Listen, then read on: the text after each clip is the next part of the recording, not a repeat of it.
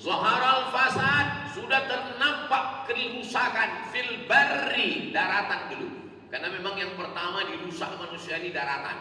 Sudah habis daratan, tak ada lagi yang bisa dirusak. Wal bahri, baru dia pergi ke lautan. Bayangkan, penyu itu mau makan ubur-ubur dari jauh, udah menetes air liur penyu itu mau makan. Udah dibacanya doa, Allahumma barik lana bima razaqtana wa qina azabannar, kata penyu.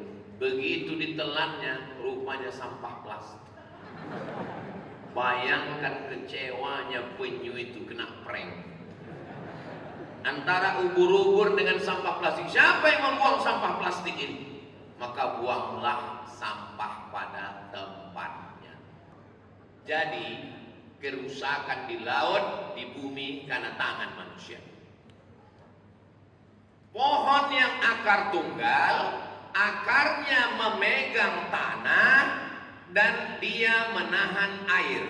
Kalau pohon ditumbang, akarnya copot, lapuk, sehingga tanah tidak bisa ditahan, air pun turun ke bawah. Pelajaran kelas 4 SD, nama pelajarannya IPA, ilmu pengetahuan alam. IPA itu dulu pelajarannya.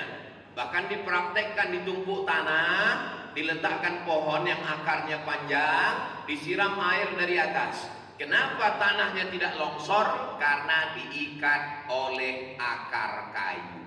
Akar kayu ini dipotong, lalu kemudian lapuk sehingga tidak bisa lagi ditahan, dan terjadilah banjir bandang, habis.